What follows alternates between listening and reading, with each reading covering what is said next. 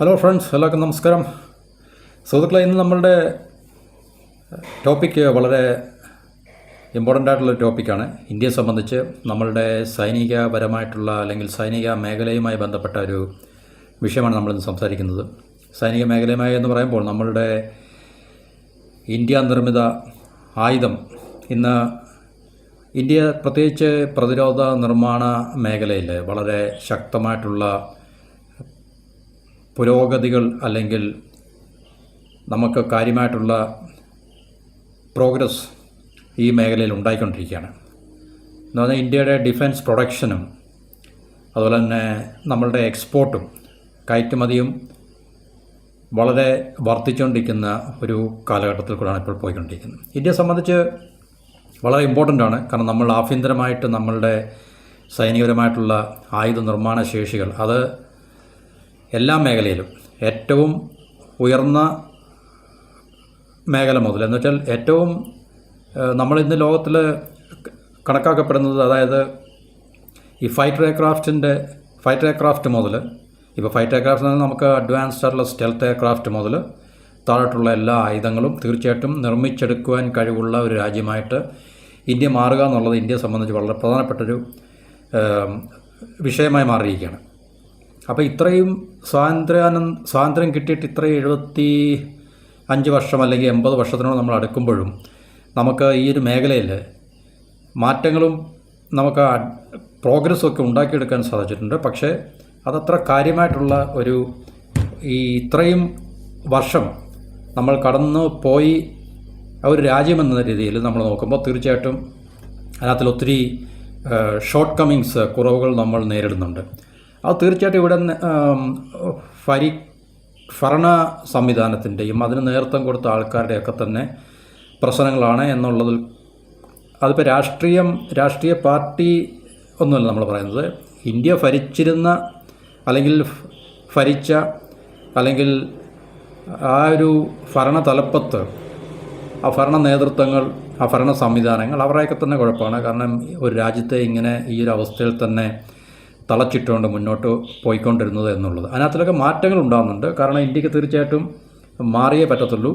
കാരണം ലോക രാജ്യങ്ങൾ, പ്രത്യേകിച്ച് നമ്മളുടെ അയൽ രാജ്യങ്ങളൊക്കെ തന്നെ വളരെ, ചൈനയെപ്പോലുള്ള രാജ്യം വളരെ അഡ്വാൻസ്ഡ് ആയിട്ട് മാറിക്കൊണ്ടിരിക്കുകയാണ്. ഇപ്പോൾ ചൈനയുടെ സപ്പോർട്ടും ഹെൽപ്പും ഒക്കെ പാകിസ്ഥാൻ ഉള്ളതുകൊണ്ടും അതുപോലെ തന്നെ ബംഗ്ലാദേശിനൊക്കെ ലഭിക്കാൻ സാധ്യതയുള്ളതുകൊണ്ടും തീർച്ചയായിട്ടും ഇന്ത്യയെ സംബന്ധിച്ച് ഇനിയും ഉള്ള മുന്നോട്ടുള്ള നമ്മളുടെ ആ ഒരു പ്രയാണം നമുക്കതിനകത്തിൽ കയ്യും കെട്ടി നോക്കി നിൽക്കാൻ സാധിക്കത്തില്ല. നമുക്ക് ഈ മേഖലയിൽ വളരെ ക്രിയേറ്റീവായിട്ടുള്ള, വളരെ ക്രിയാത്മകമായിട്ടുള്ള അല്ലെങ്കിൽ പ്രൊവാക്റ്റീവായിട്ടുള്ള മാറ്റങ്ങളും അല്ലെങ്കിൽ പുരോഗതികളും നമ്മൾ ഉണ്ടാക്കിയെടുക്കുക എന്നുള്ളത് വളരെ അത്യാവശ്യമാണ്. അപ്പോൾ അതിനകത്തിൽ മാറ്റങ്ങൾ ഉണ്ടാകുന്നുണ്ട്. തീർച്ചയായിട്ടും ഇന്ത്യ പല മേഖലകളിലും വളരെ കാര്യമായിട്ടുള്ള ഡെവലപ്മെൻറ്റ്സ് അല്ലെങ്കിൽ വികസനങ്ങൾ, നമുക്ക് പ്രോഗ്രസ് ഉണ്ടായിട്ടുണ്ട്. തീർച്ചയായും പ്രോഗ്രസ് തന്നെ നമുക്ക് പറയാൻ പറ്റും. അപ്പോൾ അങ്ങനൊരു മേഖലയാണ് നമ്മളുടെ ഈ പറഞ്ഞ സൈനികപരമായിട്ടുള്ള മേഖലയിൽ ഇന്ത്യയുടെ ഏറ്റവും എടുത്തു പറയത്തക്ക ഒരു നേട്ടമാണ് ബ്രഹ്മോസ് മിസൈലിൻ്റെ. അത് നമ്മൾ തീർച്ചയായിട്ടും റഷ്യയുമായിട്ടുള്ള ഒരു ജോയിൻറ്റ് വെഞ്ചറാണ് അല്ലെങ്കിൽ ഒരു കൊളാബറേഷനാണ്. അപ്പോൾ റഷ്യയുടെ ടെക്നോളജിയും ഇന്ത്യയുടെ ടെക്നോളജിയൊക്കെ തന്നെ കമ്പൈൻ ചെയ്തുകൊണ്ടുള്ള ഇന്ത്യയിൽ ബേസ്ഡ് ആയിട്ട് നിർമ്മിച്ചെടുക്കുന്ന 1990 മുതൽ തുടങ്ങിയ പ്രോജക്റ്റാണ് ശരിക്കും പറഞ്ഞത്. ഇന്നത് തീർച്ചയായിട്ടും നമുക്ക് അതിനകത്തിൽ വൻതോതിലുള്ള പുരോഗതിയും അല്ലെങ്കിൽ വൻതോതിലുള്ള പ്രോഗ്രസ് നമുക്ക് ഉണ്ടാക്കിയെടുക്കാൻ സാധിച്ചിട്ടുണ്ട്.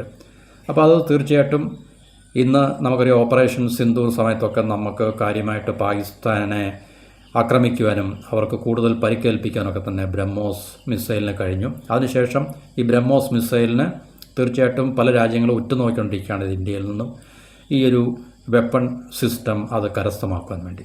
നമുക്കറിയാം, ഇത് ആദ്യമായി മേടിച്ചത് ഫിലിപ്പീൻസാണ്. ഫിലിപ്പീൻസ്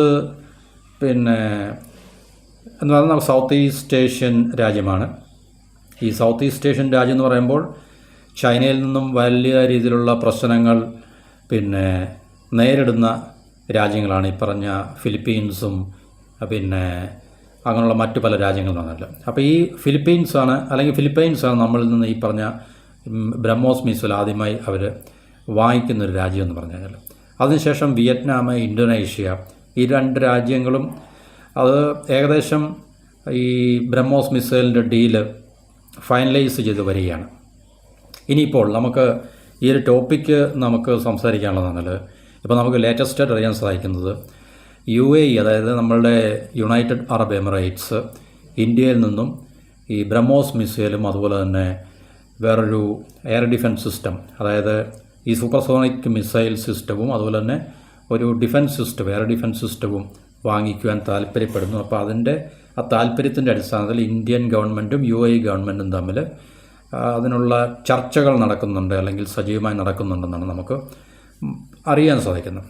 അപ്പോൾ ബ്രഹ്മോസ് സൂപ്പർസോണിക് മിസൈലും അതുപോലെ തന്നെ ഒരു ഇന്ത്യൻ നിർമ്മിതമായിട്ടുള്ള ഒരു എയർ ഡിഫൻസ് സിസ്റ്റമുണ്ട്, ആകാശ് തീർ എന്ന് പറയും. ആകാശ് തീർ എന്ന് പറഞ്ഞാൽ അത് വളരെ ഇന്ത്യൻ നിർമ്മിതമാണ്, ഇന്ത്യൻ ടെക്നോളജി ഉപയോഗിച്ചുകൊണ്ടുള്ളതാണ്. അപ്പോൾ ഈ രണ്ട് വെപ്പൺ പ്ലാറ്റ്ഫോമും അല്ലെങ്കിൽ ഈ രണ്ട് ഈ ആയുധങ്ങളും ഇന്ത്യയിൽ നിന്നും, അത് നമുക്കറിയാം തീർച്ചയായിട്ടും നേരത്തെ മുതൽ ഒരുപക്ഷെ മിഡിൽ ഈസ്റ്റിൽ ഇന്ത്യയിൽ നിന്നും ഈ പറഞ്ഞ ബ്രഹ്മോസ് മിസൈലോ അല്ലെങ്കിൽ ഇതുപോലുള്ള അഡ്വാൻസ്ഡുള്ള വെപ്പൺസ് മേടിക്കുവാൻ സാധ്യതയുള്ള ഏറ്റവും ആദ്യത്തെ രാജ്യം UAE ആയിരിക്കുമെന്നുള്ളത് നമുക്ക് നേരത്തെ തന്നെ മനസ്സിലായിട്ടുള്ള കാര്യമാണ്. കാരണം ഇന്ത്യയും UAEയും തമ്മിലുള്ള ബന്ധങ്ങൾ വളരെ കൂടുതൽ ശക്തമായിക്കൊണ്ടിരിക്കുകയാണ്. പ്രത്യേകിച്ച് ഈ സ്ട്രാറ്റജിക് ആയിട്ടുള്ള റിലേഷൻസൊക്കെ തന്നെ വളരെ കൂടുതൽ ശക്തമായിക്കൊണ്ടിരിക്കുന്ന ഈ ഒരു അവസരത്തിൽ തീർച്ചയായിട്ടും UAE പോലുള്ളൊരു രാജ്യം ഇന്ത്യയിൽ നിന്നും ബ്രഹ്മോസ് മുതലുള്ള അഡ്വാൻസ്ഡ് ആയിട്ടുള്ള വെപ്പൺസ് വാങ്ങിക്കാനുള്ള സാധ്യത നമുക്ക് തള്ളിക്കളയാൻ പറ്റില്ല.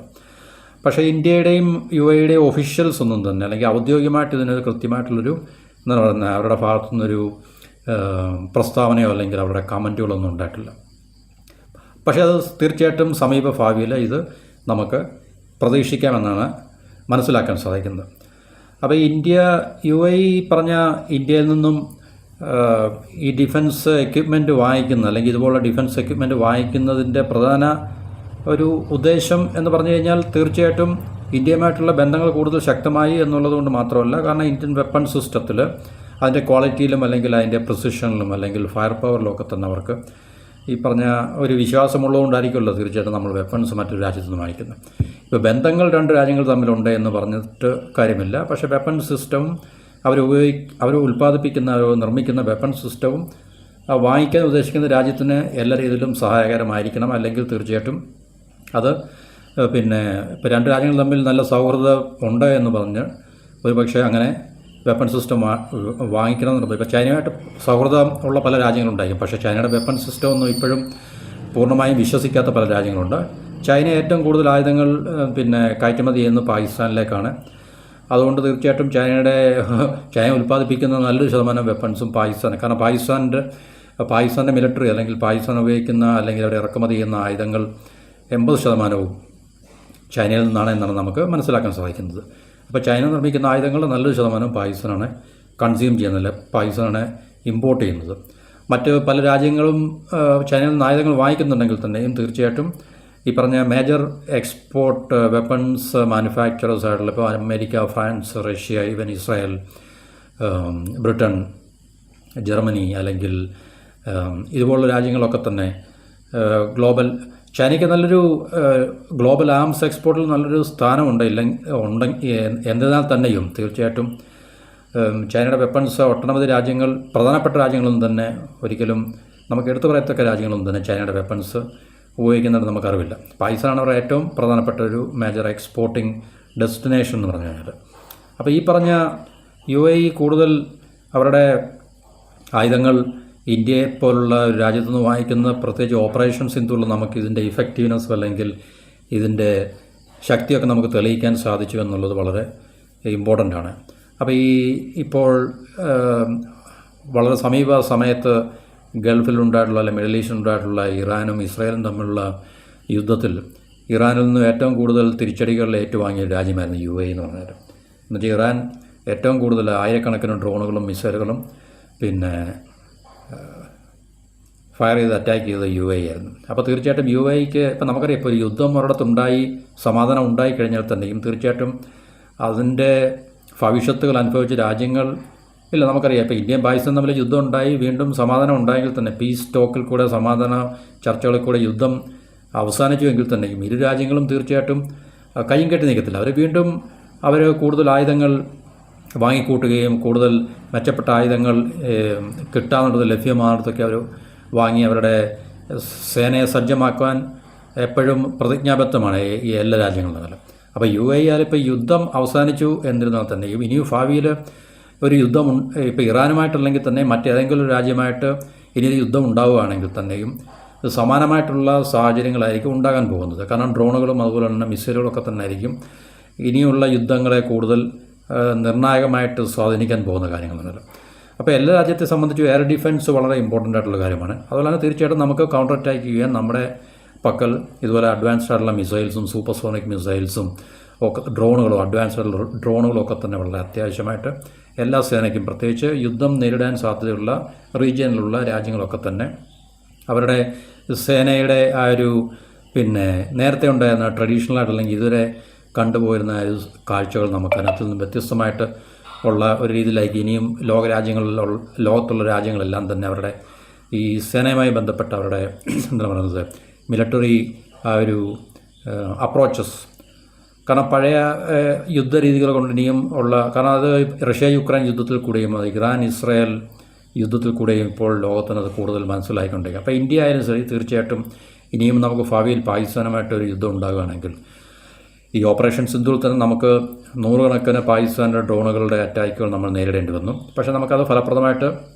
നമ്മളുടെ എയർ ഡിഫൻസ് സിസ്റ്റം ഒക്കെ ഉപയോഗിച്ചുകൊണ്ട് നമുക്കതിനെ നിർവീര്യമാക്കാൻ സാധിച്ചു എന്നുള്ളത് ഒരു യാഥാർത്ഥ്യമാണ്. പക്ഷേ ഇതിപ്പോൾ 2, 3, 4 ദിവസത്തെ ഒരു യുദ്ധം മാത്രമായിരുന്നു. ഇനിയും 1 മാസമോ അല്ലെങ്കിൽ 2 മാസമൊക്കെ നീണ്ടു നിൽക്കുന്ന യുദ്ധത്തിൽ തീർച്ചയായിട്ടും പാകിസ്ഥാന് വളരെ അകമഴിഞ്ഞ സഹായം കൊടുക്കാൻ വേണ്ടി ടർക്കിയും ചൈനയൊക്കെ ഉള്ളപ്പോൾ തീർച്ചയായിട്ടും ഇന്ത്യ നേരിടാൻ പോകുന്ന ഡ്രോൺ അറ്റാക്കുകൾ തന്നെ എന്ന് പറഞ്ഞാൽ ഒരു ദിവസം തന്നെ നമുക്ക് നൂറുകണക്കിന് ഡ്രോണുകളുടെ ആക്രമണം നമുക്ക് നേരിടേണ്ടി വരും. അപ്പോൾ തീർച്ചയായിട്ടും നമ്മളുടെ എയർ ഡിഫൻസ് സിസ്റ്റമൊക്കെ തന്നെ ഫുള്ളി എന്താണ് അഡ്വാൻസ്ഡും ഓട്ടോമേറ്റഡും അല്ലെങ്കിൽ അതുപോലെ വളരെ അത്രയ്ക്ക് ഇഫക്റ്റീവായിട്ടുള്ള എയർ ഡിഫൻസ് സിസ്റ്റം നമുക്ക് രാജ്യത്തെ പ്രൊട്ടക്റ്റ് ചെയ്യാൻ വേണ്ടി കവർ ചെയ്യാൻ വേണ്ടി ഉണ്ടെങ്കിൽ മാത്രമേ നമുക്ക് ഈ പറഞ്ഞ പാകിസ്ഥാനിൽ നിന്നും മാത്രമുള്ള അറ്റാക്കുകൾ മാത്രം നമുക്ക് നേരിടാൻ സാധിക്കത്തുള്ളൂ. അപ്പോൾ എല്ലാ രാജ്യങ്ങളും തീർച്ചയായിട്ടും ഈ ഒരു മേഖലയിൽ കൂടുതൽ ശ്രദ്ധ ചെലുത്തിക്കൊണ്ടിരിക്കുകയാണ്. അതുകൊണ്ട് ഇപ്പോൾ ഈ UAE ഇന്ത്യയും തമ്മിലുള്ള ബന്ധങ്ങൾ കൂടുതൽ ശക്തമായിരിക്കൊണ്ടെന്ന ഈ ഒരു സാഹചര്യത്തിൽ കഴിഞ്ഞ വർഷം ഈ UAEയും സൗത്ത് കൊറിയയും തമ്മിലൊരു മെമ്മോറാണ്ടം ഓഫ് അണ്ടർസ്റ്റാൻഡിങ് സ്ട്രാറ്റജിക് ആയിട്ടുള്ളൊരു അവർ തമ്മിലുള്ളൊരു എഗ്രിമെൻ്റ് ഉണ്ടായിരുന്നു. അപ്പോൾ അതിൻ്റെ ഈ ഒരു ഡിഫൻസ് കോർപ്പറേഷനാണ് ഏകദേശം $35 ബില്യൺ. കാരണം സൗത്ത് കൊറിയയും നല്ല ഡിഫൻസിൽ നല്ലൊരു സ്ഥാനമുള്ളൊരു മാനുഫാക്ചറാണ്. കാരണം സൗത്ത് കൊറിയയൊക്കെ തന്നെ വളരെ അഡ്വാൻസ്ഡ് ആയിട്ട് ടെക്നോളജിയൊക്കെ ഉള്ള രാജ്യമാണ്, ചെറിയ രാജ്യമാണെങ്കിൽ തന്നെയും. അപ്പോൾ അതുകൊണ്ട് UAE ഈ സൗത്ത് കൊറിയയുമായിട്ട് $35 ബില്യൺ ഒരു ഡിഫൻസ് കോർപ്പറേഷൻ അവർ സൈൻ ചെയ്തിട്ടുണ്ട് കഴിഞ്ഞ വർഷം. അപ്പോൾ UAE സൗത്ത് കൊറിയയിൽ നിന്നും അതുപോലുള്ള രാജ്യങ്ങളിൽ നിന്നൊക്കെ തന്നെ അവരുടെ ഡിഫൻസ് പർച്ചേസ് ഡൈവേഴ്സിഫൈ ചെയ്യുന്നുണ്ട്. കാരണം ഒരു രാജ്യത്തെ മാത്രം ആശ്രയിക്കുക എന്നുള്ളത് ഇപ്പോൾ പല രാജ്യങ്ങളും അങ്ങനെയുള്ളൊരു ആയുധങ്ങൾ വാങ്ങിക്കുന്ന രാജ്യങ്ങൾ പൊതുവേ, കാരണം പെട്ടെന്ന് എന്തെങ്കിലും രീതിയിലുള്ള ഡിസ്റപ്ഷൻ ഉണ്ടായിക്കഴിഞ്ഞാൽ ഇപ്പോൾ ഇന്ത്യ റഷ്യയിൽ നിന്ന് മാത്രം വാങ്ങിക്കൊണ്ടിരിക്കുന്ന ഒരു അവസ്ഥയാണെന്നിരിക്കട്ടെ. ഇപ്പോൾ റഷ്യ യുക്രൈൻ യുദ്ധത്തിൻ്റെ അടിസ്ഥാനത്തിൽ നമുക്കറിയാം പല രീതിയിലുള്ള തടസ്സങ്ങളുണ്ടാകും ഇന്ത്യക്ക് ആയുധങ്ങൾ ലഭിക്കാനും, അല്ലെങ്കിൽ നമ്മൾക്ക് നേരത്തെ സൈൻ ചെയ്ത കോൺട്രാക്റ്റുകളുടെ അടിസ്ഥാനത്തിൽ നമുക്ക് കിട്ടാൻ ഇപ്പം ഈ S-400 ഒക്കെ തന്നെ പൂർണ്ണമായിട്ട് നമുക്ക് ലഭിച്ചിട്ടില്ല. കാരണം യുദ്ധം തുടങ്ങിയതിന് ശേഷമൊക്കെ അതൊക്കെ ഒത്തിരി സ്ലോ ഡൗൺ ആയിക്കഴിഞ്ഞു. അപ്പോൾ നമ്മൾ ഒരു രാജ്യത്തെ മാത്രം നമ്മൾ ആശ്രയിക്കുകയാണെങ്കിൽ തീർച്ചയായിട്ടും അത് വലിയ ബുദ്ധിമുട്ടുണ്ടാക്കി വെക്കുന്നതാണ് ഇതുപോലുള്ള ക്രൈസിസ് ഒക്കെ വരുമ്പോൾ. അപ്പോൾ പല രാജ്യങ്ങളും ആയുധങ്ങൾ വാങ്ങിക്കുന്ന രാജ്യങ്ങളൊക്കെ തന്നെ എന്ന് പറഞ്ഞാൽ അങ്ങനെ ഒരു രാജ്യത്തെ പൂർണ്ണമായിട്ടും ആശ്രയിക്കാറില്ല. അവരുടെ ഡിഫൻസ് പർച്ചേസ് അല്ലെങ്കിൽ ആംസ് പർച്ചേസ് എന്നൊക്കെ പറഞ്ഞാൽ അവർ ഡൈവേഴ്സിഫൈ ചെയ്യാണ് എപ്പോഴും. അതാണ് ലോജിക്കൽ ഡിസിഷൻ എന്നുള്ളത് നമുക്ക് തീർച്ചയായിട്ടും നല്ലത്. അത് ഏത് മേഖലയിലും അങ്ങനെ തന്നെയാണ് തീർച്ചയായിട്ടും നല്ലത്. അതാണ് ഒരു യുക്തിപരമായിട്ടുള്ളൊരു യുക്തിഭദ്രമായിട്ടുള്ളൊരു തീരുമാനം അത് തന്നെ ആയിരുന്നല്ലോ.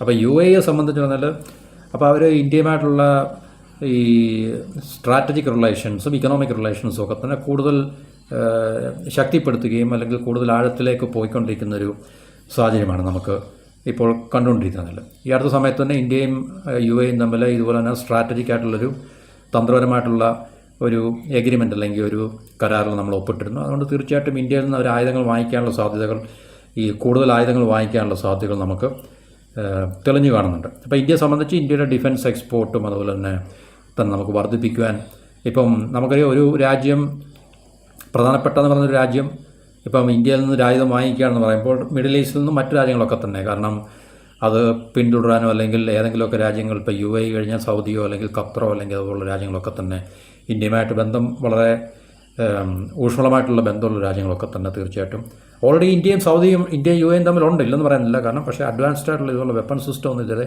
ഈ പറഞ്ഞ രാജ്യങ്ങളിൽ നിന്ന് തന്നെ ഇന്ത്യയിൽ നിന്ന് വാങ്ങിച്ചിട്ടില്ല എന്നുള്ളതാണ് നമുക്ക് മനസ്സിലാക്കാൻ സാധിക്കുന്നത്. അപ്പോൾ ഈ മിഡിൽ ഈസ്റ്റിലെ രാജ്യങ്ങൾക്ക്, പ്രത്യേകിച്ച് ഗൾഫ് രാജ്യങ്ങൾക്കൊക്കെ തന്നെ ആയുധങ്ങൾ പിന്നെ അവരേറ്റവും കൂടുതൽ വാങ്ങിച്ചുകൊണ്ടിരിക്കുന്ന അമേരിക്കയിൽ നിന്ന് 2021 മുതൽ 2025 വരെയുള്ള കണക്കുകൾ നമ്മൾ എടുത്തു നോക്കിക്കഴിഞ്ഞാൽ ഏകദേശം മിഡിൽ ഈസ്റ്റ് രാജ്യങ്ങൾ, പ്രത്യേകിച്ച് മിഡിൽ ഈസ്റ്റ് എന്ന് പറയുമ്പോൾ സൗദി, UAE, ഖത്തർ, ബഹ്റൈൻ ഇതുപോലുള്ള രാജ്യങ്ങളൊക്കെ തന്നെ ഏകദേശം 54% അമേരിക്കയിൽ നിന്നാണ് വാങ്ങിക്കുന്നത്. ഇറ്റലിയിൽ നിന്ന് 12%, ഫ്രാൻസിൽ നിന്ന് 11% ആയുധങ്ങൾ ഈ പറഞ്ഞ രാജ്യങ്ങൾ വാങ്ങിക്കുന്നുണ്ടെന്നാണ് നമുക്ക് അറിയാൻ സാധിക്കുന്ന ഏറ്റവും ലേറ്റസ്റ്റ് ആയിട്ടുള്ള കണക്കുകളാണ്. അതായത് Stockholm International Peace Research Institute, നമ്മൾ നേരത്തെ പറഞ്ഞാണ് വീഡിയോയിൽ സിപ്രി എന്ന് പറഞ്ഞാൽ ഈ മേഖലയുമായിട്ട് ബന്ധപ്പെട്ട ഏറ്റവും ആധികാരികമായിട്ടുള്ളൊരു ഇൻസ്റ്റിറ്റ്യൂട്ടും അല്ലെങ്കിൽ ആധികാരികമായിട്ടുള്ള പഠനങ്ങളും റിസർച്ചുകളും ഒക്കെ നടത്തുന്ന ഒരു ഇൻസ്റ്റിറ്റ്യൂട്ടാണ് Stockholm International Peace Research Institute എന്ന് പറയുന്നതാണ്. അപ്പോൾ അവരുടെ കണക്കനുസരിച്ചാണ് അമേരിക്കയാണ് ഈ പറഞ്ഞ മേഖലയിലേക്ക് ഏറ്റവും കൂടുതൽ ആയുധങ്ങൾ ഈ എക്സ്പോർട്ട് ചെയ്യുന്ന, അല്ലെങ്കിൽ മിഡിൽ ഈസ്റ്റിലെ രാജ്യങ്ങൾ ഏറ്റവും കൂടുതൽ ആയുധങ്ങൾ ഇമ്പോർട്ട് ചെയ്യുന്നത് അമേരിക്കയിൽ നിന്നാണ്. പിന്നെ 12% ഇറ്റലിയിൽ നിന്നും. ഇറ്റലിയൊക്കെ നല്ല ആംസ് സപ്ലയറാണ് ശരിക്കും പറഞ്ഞാൽ. അതുപോലെ തന്നെ ഫ്രാൻസ് 11%. ഇപ്പോൾ UAE ഫ്രാൻസിൽ നിന്ന് റഫേലൊക്കെ വാങ്ങിച്ചിട്ടുണ്ട്.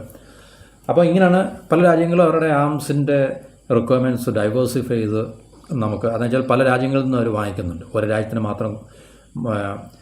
രാജ്യത്തിന് മാത്രം അവർക്ക് പൂർണ്ണമായിട്ടും ആശ്രയിച്ച് നിൽക്കാൻ സാധിക്കത്തില്ല. കാരണം അത് ഉണ്ടാക്കി വെക്കുന്ന സങ്കീർണതകൾ, പലതരത്തിലുള്ള ഡിസ്റപ്ഷൻസ്, സപ്ലൈ ചെയിനിലൊക്കെ ഏതെങ്കിലും രീതിയിലുള്ള ഡിസ്റപ്ഷൻസ്, തടസ്സങ്ങളും അല്ലൊക്കെ നേരിടുകയാണെങ്കിൽ അത് ആയുധം വാങ്ങിക്കുന്ന രാജ്യത്തെ സംബന്ധിച്ച് വലിയ ബുദ്ധിമുട്ടുണ്ടാക്കും. അപ്പോൾ അതുകൊണ്ട് തീർച്ചയായിട്ടും ഒട്ടുമിക്ക രാജ്യങ്ങൾ, ആയുധങ്ങൾ വാങ്ങിക്കുന്ന രാജ്യങ്ങളൊക്കെ തന്നെ പ്രധാനപ്പെട്ട രാജ്യങ്ങൾ, ജിയോ പൊളിറ്റിക്കലി പ്രധാനപ്പെട്ട രാജ്യങ്ങൾ, ഇപ്പം UAE ഒക്കെ തന്നെ ജിയോ പൊളിറ്റിക്കലി പ്രധാനപ്പെട്ട രാജ്യങ്ങളാണ്. ഇന്ത്യ ആയാലും പാകിസ്ഥാൻ ആയാലും China, Russia, America, Saudi, Iran, Israel, പിന്നെ അഫ്ഗാനിസ്ഥാൻ. അപ്പോൾ ഈ പറഞ്ഞ രാജ്യങ്ങളൊക്കെ തന്നെ ജിയോ പൊളിറ്റിക്കലി ഇമ്പോർട്ടൻ്റ് ആയിട്ടുള്ള രാജ്യങ്ങളാണ്. നമ്മൾ ആയതൊരു 10-40 അല്ലെങ്കിൽ 10-50 രാജ്യങ്ങളുടെ ലിസ്റ്റ് എടുത്തു കഴിഞ്ഞാൽ ജിയോ പൊളിറ്റിക്കലി ഇമ്പോർട്ടൻ്റ് ആയിട്ടുള്ള രാജ്യങ്ങളാണ്. അപ്പോൾ ഈ പറഞ്ഞ ജിയോ പൊളിറ്റിക്കലി ഇമ്പോർട്ടൻ്റ് ആയിട്ടുള്ള രാജ്യങ്ങളെല്ലാം തന്നെ അവരുടെ ആയുധങ്ങൾ ഇമ്പോർട്ട് ചെയ്യുന്ന രാജ്യങ്ങളാണെങ്കിൽ, കാരണം UAE ആയുധം ഇമ്പോർട്ട് ചെയ്യുന്ന രാജ്യങ്ങളാണല്ലോ, അവർ സ്വന്തമായി നിർമ്മിക്കുന്നില്ല. വളരെ തുച്ഛമായ രീതിയിൽ ഏതെങ്കിലുമൊക്കെ ആയുധങ്ങൾ അവർ നിർമ്മിക്കുന്നുണ്ടായിരിക്കും. പക്ഷേ വളരെ അഡ്വാൻസ്ഡ് ആയിട്ടുള്ള വെപ്പൺസ് മാനുഫാക്ചറിംഗ് ഒന്നും ഈ പറഞ്ഞ രാജ്യങ്ങളിലൊന്നുമില്ല. അതുകൊണ്ട് ഈ രാജ്യങ്ങളൊക്കെ തന്നെ അവരുടെ രാജ്യത്തിന് ആവശ്യമായിട്ടുള്ള ഡിഫൻസ് എക്യുപ്മെൻറ്റ് അല്ലെങ്കിൽ ആയുധങ്ങൾ ഏറ്റവും കൂടുതൽ അവർ ഇമ്പോർട്ട് ചെയ്യുകയാണ്. അപ്പോൾ ഇമ്പോർട്ട് ചെയ്യുമ്പോൾ തീർച്ചയായിട്ടും അവർ പല രാജ്യങ്ങളെയും ആശ്രയിച്ചാണ്. പക്ഷേ ഈ പറഞ്ഞ മിഡിൽ ഈസ്റ്റിലുള്ള രാജ്യങ്ങളൊക്കെ തന്നെ അമേരിക്കയുമായിട്ടും വെസ്റ്റേൺ രാജ്യങ്ങളുമായിട്ടും, ബ്രിട്ടൻ, ഫ്രാൻസ് ഇതുപോലുള്ള രാജ്യങ്ങളുമായിട്ടൊക്കെ ഏറ്റവും കൂടുതൽ ബന്ധമുള്ളതുകൊണ്ട് അമേരിക്കയിൽ നിന്നാണ്, അമേരിക്കയാണ് അവരുടെ നമ്പർ 1 ആംസ് സപ്ലയർ അല്ലെങ്കിൽ ആംസ് എക്സ്പോർട്ടർ എന്ന് പറഞ്ഞു കഴിഞ്ഞാൽ. അപ്പോൾ ഈ പറഞ്ഞ നമുക്കറിയാം ബ്രഹ്മോസ് നമുക്ക് ഇന്ത്യക്ക് മറ്റൊരു രാജ്യത്തിന് വിൽക്കണമെങ്കിൽ, ഇപ്പോൾ അതിലൊരു വൈരുദ്ധ്യം എന്ന് പറഞ്ഞു കഴിഞ്ഞാൽ റഷ്യ തന്നെ അടുത്ത സമയത്ത് ബ്രഹ്മോസ് ഇന്ത്യയിൽ നിന്ന് വാങ്ങിക്കാൻ സാധ്യതയുണ്ട് എന്നുള്ളൊരു റിപ്പോർട്ട് നമ്മൾ അറിഞ്ഞിട്ടുണ്ടായിരുന്നു. എന്ന് വെച്ചാൽ റഷ്യ നമുക്കറിയാം ഇപ്പോൾ യുദ്ധത്തിൽ ഏർപ്പെട്ടുകൊണ്ടിരിക്കുന്നുണ്ട്. ഇപ്പം എത്ര വർഷമായി റഷ്യ യുക്രൈൻ യുദ്ധം തുടങ്ങിയിട്ട്? 2020 ഇസ്രായേൽ ഹമാസ് യുദ്ധം തുടങ്ങുന്നതിന് മുമ്പ് തുടങ്ങിയാന്ന് തോന്നുന്നു. ഓക്കെ, അപ്പം ഈ 3-4 വർഷം കൊണ്ട് യുദ്ധത്തിൽ ഏർപ്പെട്ടിരിക്കുന്ന രാജ്യം എന്ന രീതിയിൽ അവർക്ക് തീർച്ചയായിട്ടും അവരുടെ ഉൽപ്പാദിപ്പിക്കുന്ന ആയുധങ്ങളിലൊക്കെ തന്നെ അവർക്ക് വേണ്ടി ഉപയോഗിക്കേണ്ടി വരും. അതുകൊണ്ട് തീർച്ചയായിട്ടും അവർക്ക് എക്സ്പോർട്ട് ചെയ്യാനോ അല്ലെങ്കിൽ മറ്റു രാജ്യങ്ങൾക്ക് കൊടുക്കാനോ സാധിക്കാത്തതുകൊണ്ട് റഷ്യ അങ്ങനെ ഒരു ക്രൈസിസ് ഫേസ് ചെയ്യുന്നുണ്ട്. അപ്പോൾ അതുകൊണ്ട് തീർച്ചയായിട്ടും അവരുടെയും വെപ്പൺസ് റിസർവ് അല്ലെങ്കിൽ സ്റ്റോക്കൊക്കെ തന്നെ മാനുഫാക്ചറിങ്ങിലൊക്കെ തന്നെ പ്രശ്നങ്ങൾ ഈ നോർമൽ ടൈമിലുള്ള രീതിയിൽ അവർക്ക് മാനുഫാക്ചർ ചെയ്യാൻ സാധിക്കാത്തതുണ്ട്. ഇപ്പോൾ നമുക്കറിയാം ഈ റഷ്യ യുക്രൈൻ വാറിലൊക്കെ തന്നെ റഷ്യക്ക് ഡ്രോണുകൾ കൊടുത്ത് സഹായിക്കുന്ന ഇറാനായിരുന്നു. പിന്നെ ചൈന കൊടുക്കുന്നുണ്ട്. ഇന്ത്യയും പല രീതിയിലുള്ള ആയുധങ്ങൾ കൊടുത്തിട്ടുണ്ട്, സീക്രട്ടായിട്ടൊക്കെയുള്ള പല രീതിയിലുള്ള നമുക്ക് അത് മനസ്സിലാക്കാൻ സാധിച്ചിട്ടുണ്ട്. അപ്പോൾ ഈ ബ്രഹ്മോസ് ഇന്ത്യയിൽ നിന്നും റഷ്യ വാങ്ങിക്കുവാൻ തയ്യാറാകുന്നു എന്നുള്ളൊരു വാർത്ത നമ്മൾ കേട്ടിട്ടുണ്ട്. അപ്പം നമുക്ക് മൂന്നാമതൊരു രാജ്യത്തിന് ആയുധം ഈ പറഞ്ഞ ബ്രഹ്മോസ് കൊടുക്കണമെങ്കിൽ തീർച്ചയായിട്ടും റഷ്യയുടെ അപ്രൂവൽ വേണം. കാരണം ഇന്ത്യയും റഷ്യയും തമ്മിലുള്ള ജോയിൻറ്റ് കൊളാബറേഷൻ ആയതുകൊണ്ട് ഈ പറഞ്ഞ ഈ റഷ്യയുടെ അപ്രൂവലോടെ ഇതിനകത്ത് നമുക്ക് അത്യാവശ്യമാണ്. ഇപ്പോൾ നമുക്ക് ഉദാഹരണത്തിന് ഒരു പാർട്ണർഷിപ്പ് ബിസിനസ് തുടങ്ങുകയാണെങ്കിൽ രണ്ടുപേർ പാർട്ട്നേഴ്സ് ആണെങ്കിൽ തീർച്ചയായിട്ടും ജോയിൻ്റ് ആയിട്ടുള്ള തീരുമാനമായിരിക്കും അല്ലേ. അപ്പോൾ ജോയിൻ്റ് ആയിട്ടുള്ള തീരുമാനങ്ങൾ എടുക്കുക എന്നുള്ളത് ഇവിടെയും ഒരു റിലവൻ്റ് ആയിട്ടുള്ളൊരു കാര്യമാണ്. അപ്പോൾ ഈ പറഞ്ഞ ഈ UAEക്ക് നമ്മൾ വിൽക്കാൻ സാധ്യതയുള്ളതെന്ന് പറഞ്ഞാൽ 290 കിലോമീറ്റർ റേഞ്ചുള്ള മിസൈലായിരിക്കും എന്ന് പറയുന്നുണ്ട്. അപ്പോൾ അതുകൊണ്ട് തീർച്ചയായിട്ടും ഈ റഷ്യയും UAEയും തമ്മിലും ബന്ധങ്ങൾ, റഷ്യയും സൗദിയും തമ്മിലും ഒക്കെ തന്നെ നല്ല ബന്ധങ്ങളാണ് തീർച്ചയായിട്ടും. ഇപ്പോൾ റഷ്യ ഇറാനും തമ്മിൽ നല്ല ബന്ധമുണ്ട്. അതുപോലെ തന്നെ റഷ്യയ്ക്ക് UAE ആയിട്ടും സൗദിയായിട്ടും ഒക്കെ തന്നെ വളരെ സ്റ്റേബിളായിട്ടുള്ള റിലേഷനാണ്. അപ്പം റഷ്യ തീർച്ചയായിട്ടും ഈ ബ്രഹ്മോസ് മിസൈൽ UAEക്ക് വിൽക്കുന്നതിൽ തടസ്സങ്ങൾ അല്ലെങ്കിൽ തടസ്സങ്ങളൊന്നും ഉന്നയിക്കാനുള്ള സാധ്യത ഉണ്ടോ എന്ന് നമുക്ക് തോന്നുന്നില്ല. അതുകൊണ്ട് തീർച്ചയായിട്ടും അത് വളരെ സ്മൂത്തായിട്ട് നടക്കുവാനുള്ള സാധ്യതയാണ് നമുക്ക് കാണാൻ സാധിക്കുന്നത്. അതുപോലെ തന്നെ ഈ പറഞ്ഞ ആകാശ് തീർ എന്ന് പറഞ്ഞൊരു സിസ്റ്റം ഉണ്ട്, അത് എയർ ഡിഫൻസ് സിസ്റ്റമാണ്. അപ്പോൾ അതും തീർച്ചയായിട്ടും UAE സംബന്ധിച്ച് വളരെ ഇനിയും ഭാവിയിൽ ഇപ്പോൾ അവർ നേരിട്ട വലിയൊരു പ്രശ്നം എന്നുവെച്ചാൽ വളരെ ആയിരക്കണക്കിന് ഡ്രോണുകളും മിസൈലുകളും ഇറാൻ്റെ ഭാഗത്തുനിന്ന് ഉണ്ടായി എന്നുള്ളത് കൊണ്ട് തീർച്ചയായിട്ടും ഭാവിയിൽ അവർക്ക് ഉണ്ടാകാൻ സാധ്യതയുള്ള യുദ്ധം ഇറാനിൽ നിന്ന് തന്നെ ആകണം നിർബന്ധമല്ല. ചിലപ്പോൾ ഭാവിയിൽ സൗദിയും UAEയും തമ്മിൽ യുദ്ധം ഉണ്ടാകാനുള്ള സാധ്യത നമുക്ക് തള്ളിക്കളയാൻ പറ്റില്ല. അപ്പോൾ തീർച്ചയായിട്ടും ഇപ്പോഴത്തെ യുദ്ധത്തിന് സമാനമായിട്ടുള്ള യുദ്ധങ്ങളൊക്കെ തന്നെ ആയിരിക്കും. കാരണം ഡ്രോണുകളും മിസൈലുകളൊക്കെ തന്നെ ആയിരിക്കും ഫയർ ചെയ്യാൻ പോകുന്നത്. അപ്പം വളരെ ശക്തമായിട്ടുള്ള അവരുടെ രാജ്യത്തെ മൊത്തം കവർ ചെയ്യാൻ കഴിയുന്ന തരത്തിലുള്ള എയർ ഡിഫൻസ് സിസ്റ്റം, അഡ്വാൻസ്ഡ് ആയിട്ടുള്ള എയർ ഡിഫൻസ് സിസ്റ്റം ഉണ്ടാകുക എന്നുള്ളത് വളരെ അത്യാവശ്യമാണ്. അതുകൊണ്ട് UAE ഇപ്പം ഈ പറഞ്ഞ ഒരു എയർ ഡിഫൻസ് സിസ്റ്റം ഇന്ത്യയിൽ നിന്ന് വാങ്ങിക്കാനുള്ള ഒരു സാധ്യത ഉണ്ട്. ബ്രഹ്മോസിനൊപ്പം തന്നെയാണ് നമുക്ക് മനസ്സിലാക്കാൻ സാധിക്കുന്നത്. അപ്പോൾ അതുകൊണ്ട് നമുക്ക് ഈ ഒരു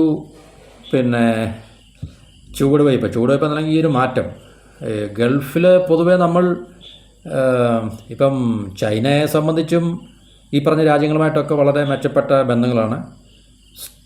ഈ ഡിഫൻസ് റിലേഷൻസ് ഈ പറഞ്ഞ രാജ്യങ്ങളുമായിട്ടൊക്കെ തന്നെ ഉണ്ട്. ഈ ചൈനയുമായിട്ടും ഈ പറഞ്ഞ ഈ UAE അല്ലെങ്കിൽ സൗദി ഇതുപോലുള്ള രാജ്യങ്ങളൊക്കെ തന്നെ. കാരണം അതിനൊരു ഉദാഹരണം ഞാൻ പറയാം.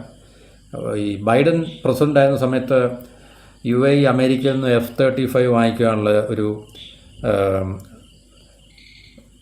താല്പര്യമുണ്ടായിരുന്നു. അത് ചുരുക്കി പറഞ്ഞു കഴിഞ്ഞാൽ ബൈഡൻ അഡ്മിനിസ്ട്രേഷന് UAEക്ക് അത് കൊടുക്കാത്തതിൻ്റെ കാരണം UAEയും ചൈനയും തമ്മിലുള്ള വളരെ ആഴത്തിലുള്ള ബന്ധം, പ്രത്യേകിച്ച് സൈനികപരമായിട്ടുള്ള ബന്ധം കണക്കിലെടുത്തുകൊണ്ട് ബൈഡൻ അഡ്മിനിസ്ട്രേഷൻ അത് ഫ്രീസ് ചെയ്ത പ്ലാൻ എന്ന് വെച്ചാൽ UAEക്ക് F-35 കൊടുക്കുന്നില്ല എന്നുള്ള ഒരു തീരുമാനമെടുത്തു. UAE പിന്നെയും കുറേയൊക്കെ അതിനകത്തിൽ ചില എന്താണ് പറയുന്നത് ശ്രമങ്ങൾ നടത്തിയെങ്കിലും അത് ഫൈനലൈസ് ചെയ്തില്ല. അതിനുശേഷമാണ് അവർ പിന്നെ ഫ്രാൻസിൽ നിന്ന് റഫേൽ വാങ്ങിക്കാൻ തീരുമാനമായതും റഫേൽ അവർ ഫ്രാൻസിൽ നിന്ന് അക്വയർ ചെയ്തു. അപ്പോൾ അതുകൊണ്ട് ചൈനയുമായിട്ടുള്ള ബന്ധങ്ങൾ ഈ രാജ്യങ്ങൾക്കൊക്കെ ഉണ്ട് എന്നുള്ള കാര്യം വളരെ വ്യക്തമാണ്.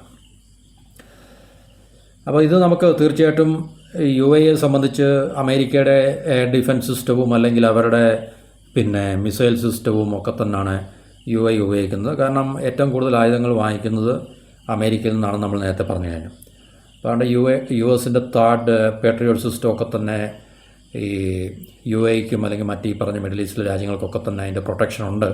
എന്നാൽ തന്നെയും അതിനോടൊപ്പം തന്നെ ഈ പറഞ്ഞ നമ്മളുടെ ആകാശ് തീർന്നും പറഞ്ഞ എയർ ഡിഫൻസ് സിസ്റ്റം കൂടെ അതിനോടൊപ്പം തന്നെ ഇൻറ്റഗ്രേറ്റ് ചെയ്യാൻ സാധിക്കുകയാണെങ്കിൽ തീർച്ചയായിട്ടും ഇനി ഭാവിയിൽ ഉണ്ടാകാൻ പോകുന്ന എയർബോൺ ത്രെട്ട് എന്നൊക്കെ പറയുന്നത് ഈ ഡ്രോണുകൾ, മിസൈലുകൾ അല്ലെങ്കിൽ അതുപോലുള്ള ത്രെട്ടുകളൊക്കെ തന്നെ അവർക്ക് ഒന്നും കൂടെ കൂടുതൽ ശക്തമായിട്ട് അതിനെ അവർക്ക് പ്രതിരോധിക്കാനോ അല്ലെങ്കിൽ കൗണ്ടർ അറ്റാക്ക് ചെയ്യാനോ ഒക്കെ തന്നെ അവർക്ക് സാധിക്കും. കാരണം UAE വളരെ ചെറിയൊരു രാജ്യമാണല്ലോ. കാരണം അവർക്ക് തീർച്ചയായിട്ടും അവരുടെ നാഷണൽ അസറ്റ് എന്നൊക്കെ ഇപ്പോൾ ഇന്ത്യ പോലെ വലിയൊരു രാജ്യം എന്ന് പറയുന്ന ഇപ്പോൾ ഇന്ത്യക്ക് ഏറ്റവും കൂടുതൽ അറ്റാക്കുകൾ ഉണ്ടാകാനുള്ള സാധ്യത നമുക്കറിയാം.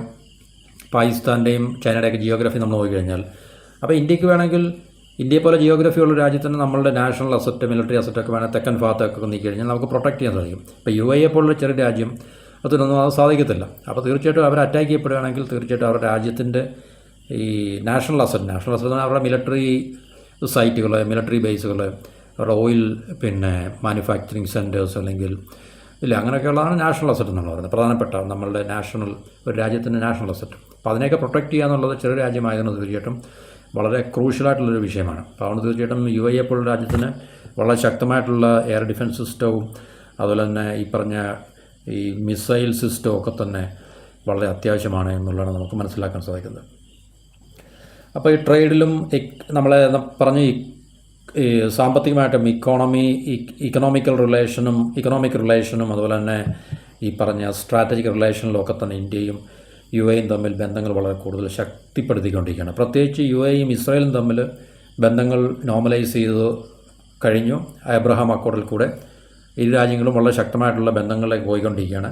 അപ്പോൾ അമേരിക്ക ഈ I2 U2 എന്ന് പറയാം. I2 U2 എന്ന് പറഞ്ഞാൽ ഇന്ത്യ ഇസ്രായേൽ U2 I2 രണ്ടായി ഈ ഇസ്രായേൽ ഇന്ത്യ ഇസ്രായേൽ U2 എന്ന് പറഞ്ഞാൽ UAE യുണൈറ്റഡ് സ്റ്റേറ്റ്സും. അപ്പോൾ ഈ 4 രാജ്യങ്ങൾ തമ്മിൽ വളരെ ശക്തമായിട്ടുള്ളൊരു പിന്നെ ഒരു ഗ്രൂപ്പ് ഇപ്പോൾ രൂപകൽപ്പന ചെയ്ത് ശരിക്കും പറഞ്ഞു കഴിഞ്ഞാൽ ആ ഒരു രീതിയിൽ മുന്നോട്ട് പോയിക്കൊണ്ടിരിക്കുകയാണ്. അപ്പോൾ ഇസ്രായേലും UAEയും തമ്മിലുള്ള ബന്ധം ആയതുകൊണ്ടും ഇന്ത്യയും ഇസ്രായേലും തമ്മിലുള്ള ബന്ധങ്ങൾ ശക്തമായതുകൊണ്ടും തീർച്ചയായിട്ടും ഇന്ത്യയും UAEയും തമ്മിലുള്ള ഈ പറഞ്ഞ സ്ട്രാറ്റജിക് ആയിട്ടുള്ള ബന്ധങ്ങൾ കൂടുതൽ ശക്തിപ്പെടുവാനുള്ള സാധ്യത നമുക്ക് ഇപ്പോൾ തെളിഞ്ഞു കാണുന്നുണ്ട്. അപ്പോൾ അതുപോലെ തന്നെ ഇന്ത്യയുടെ ഡിഫൻസ് എക്സ്പോർട്ടും വളരെ കൂടി വരികയാണ്. അപ്പോൾ അതിനെക്കുറിച്ച് നമ്മൾ സെപ്പറേറ്റ് വീഡിയോ ചെയ്യുന്നുണ്ട്. തൽക്കാലം നമ്മൾ ഈ ഒരു ഇന്ത്യയുടെ ബ്രഹ്മോസ് മിസൈലും അതുപോലെ തന്നെ ഈ പറഞ്ഞ ആകാശത്തീർന്ന എയർ ഡിഫൻസ് സിസ്റ്റവും ഇന്ത്യയിൽ നിന്ന് UAE വാങ്ങിക്കാനുള്ള സാധ്യത കൂടുതൽ തെളിഞ്ഞു വരികയാണ്. ഇതിനു മുമ്പ് ഈ പറഞ്ഞ ബ്രഹ്മോസ് മിസൈൽ വാങ്ങിച്ചിട്ടുള്ള ഫിലിപ്പൈൻസ് ഏകദേശം 370 അല്ലെങ്കിൽ $75 മില്യൺ ഒരു ഡീലായിരുന്നു ഇന്ത്യയും പിന്നെ ഫിലിപ്പീൻസും തമ്മിലുള്ള. അതിനുശേഷം വിയറ്റ്നാമുമായിട്ടും ഇന്തോനേഷ്യയുമായിട്ടും ഇന്ത്യ ഏകദേശം ഈ ഡീലിന് ധാരണയായിട്ടുണ്ട്. താമസിയാതെ ഒരുപക്ഷെ ഈ 2 രാജ്യങ്ങളും വിയറ്റ്നാമും ഇന്തോനേഷ്യയും ഇന്ത്യയിൽ നിന്ന് ഈ ബ്രഹ്മോസ് മിസൈൽ വാങ്ങിക്കാനുള്ള സാധ്യത ഉണ്ട്. കാരണം അത് ഡീൽ ഏകദേശം ഫൈനലൈസ് ആയിട്ടുണ്ട്. പക്ഷേ ഫൈനലൈസ് ആയത് ഡീലായിട്ടുണ്ട്. പക്ഷേ അതിനെക്കുറിച്ച് കൃത്യമായിട്ടുള്ളൊരു നമ്മുടെ ഗവൺമെൻറ് തലത്തിൽ നിന്നും അതിൻ്റെ ഒരു ഫൈനലൈസ് ആയി എന്ന് പറയുന്ന ഒരു സ്റ്റേറ്റ്മെൻറ്റ് അല്ലെങ്കിൽ കമൻ്റ് ഒന്നും വന്നിട്ടില്ല എന്നുള്ളതാണ് നമുക്ക് മനസ്സിലാക്കാൻ സാധിക്കുന്നത്. അപ്പോൾ തീർച്ചയായും നമുക്ക് കൂടുതൽ രാജ്യങ്ങൾക്ക് നമ്മളുടെ ഈ പറഞ്ഞ അഡ്വാൻസ്ഡ് ആയിട്ടുള്ള ഇന്ത്യൻ നിർമ്മിത വെപ്പൺസ് അല്ലെങ്കിൽ ആയുധങ്ങൾ നമുക്ക് വിൽക്കുവാനും അല്ലെങ്കിൽ കൊടുക്കുവാനും സാധിക്കുകയും അത് ഇന്ത്യയെ സംബന്ധിച്ച് വെപ്പൺസ് വിൽക്കുക എന്ന് മാത്രമല്ല, കാരണം നമുക്ക് geo political power balance of power നമുക്ക് മെയിൻറ്റെയിൻ ചെയ്യാൻ ഇപ്പോൾ ടർക്കിയെ നമ്മളെങ്ങനെയാണ് ഒതുക്കി നിർത്തിയിരിക്കുന്നത്, അതുപോലെ തന്നെ നമുക്ക് പല രാജ്യങ്ങളെയും ഈ പറഞ്ഞ രീതിയിൽ നമുക്ക് ഒതുക്കി നിർത്തുവാൻ സാധിക്കും എന്നുള്ളതാണ് ഇതിൻ്റെ ഏറ്റവും പ്രധാനപ്പെട്ട ഒരു അഡ്വാൻറ്റേജ് എന്ന് പറഞ്ഞാൽ. അപ്പോൾ ഇത്രയാണ് നമുക്ക് ഈ ടോപ്പിക്കുമായിട്ട് ഷെയർ ചെയ്യാനുള്ളത്. മറ്റൊരു ടോപ്പിക്കുമായിട്ട് വീണ്ടും കാണാം. എല്ലാവർക്കും നന്ദി, നമസ്കാരം, and have A wonderful day.